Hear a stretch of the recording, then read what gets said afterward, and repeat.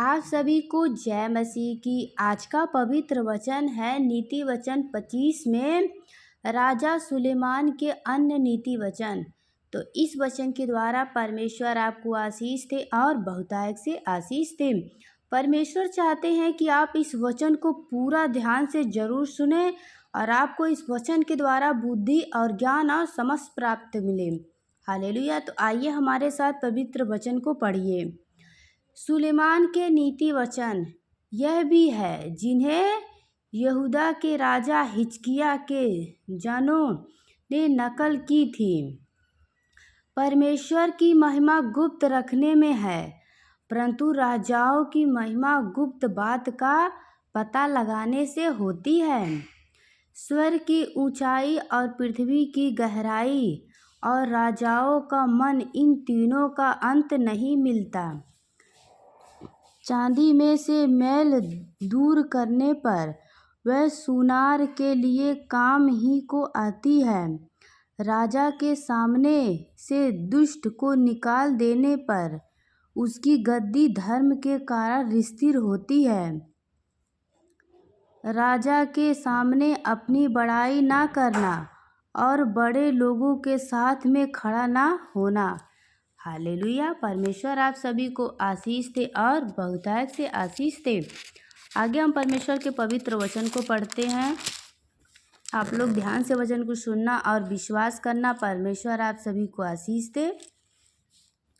परमेश्वर का पवित्र वचन कहता है, क्योंकि जिस प्रधान का तूने दर्शन किया हो उसके सामने तेरा अपमान ना हो, वरन तुझ से यह कहा जाए, आगे बढ़कर विराज। झगड़ा करने में जल्दी ना करना। परमेश्वर का पवित्र वचन कहता है, झगड़ा करने में जल्दी ना करना, नहीं तो अंत में जब तेरा पड़ोसी तेरा मुंह काला करेगा तब तू क्या कर सकेगा। अपने पड़ोसी के साथ वाद विवाद एकांत में करना और पराये का भेद ना खोलना।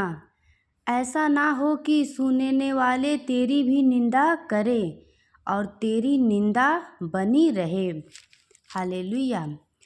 जैसे चांदी की टोकरियों में सोने के सब हो, वैसे ही ठीक समय पर कहा हुआ वचन होता है।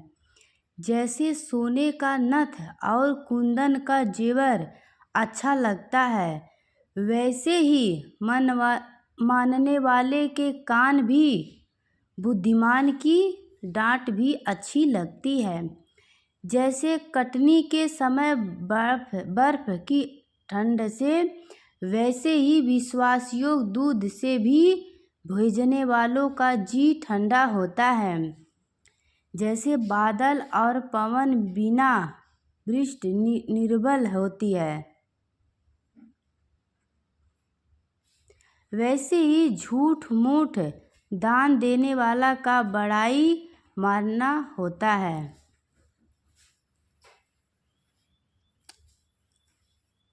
धीरज धरने से न्याय मनाया जाता है और कोमल वचन हड्डी को भी तोड़ डालता है। क्या तूने मधु पाया तो जितना तेरे लिए ठीक हो उतना ही खाना, ऐसा ना हो कि अधिक खाकर उसे उगल दे। अपने पड़ोसी के घर में बार बार जाने से अपने पाँव को रोक, ऐसा ना हो कि वह खिन्न होकर घृणा करने लगे। जैसे किसी के विरुद्ध झूठी साक्षी देता है, वह मानो हथौड़ा और तलवार और पैन तीर है। विपत्ति के समय विश्वासघाती का भरोसा टूटे हुए दांत या उखड़े पांव के समान है। जैसा जाड़े के दिनों में किसी का वस्त्र उतारना या सज्जी पर सिरका डालना होता है। हालेलुया। वैसे ही उदास मन वाले के सामने गीत गाना होता है। यदि तेरा बैरी भूखा हो तो उसको रोटी खिलाना, और यदि वह प्यासा हो तो उसे पानी पिलाना, क्योंकि इस रीति तू उसके सिर का अंगेर ढलेगा और यहोवा तुझे इसका फल देगा। जैसे उत्तरी वायु वर्षा को लाती है, वैसे ही चुगली करने से मुख पर क्रोध छा जाता है।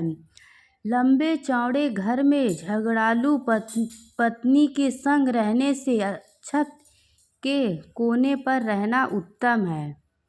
जैसा थके मदे के प्राणों के लिए ठंडा पानी होता है, वैसे ही दूर देश से आया हुआ शुभ समाचार भी होता है।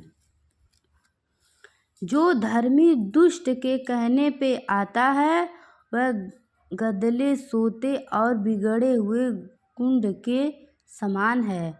बहुत मधु खाना अच्छा नहीं, परंतु कठिन बातों की पूछपाछ महिमा का कारण होता है। जिसकी आत्मा वश में नहीं, वह ऐसे नगर के समान है जिसकी शहरपना घेराव करके तोड़ दी गई हो। यस आमीन। परमेश्वर आप सभी को इस वचन के द्वारा आशीष दे और बहुतायत से आशीष दे।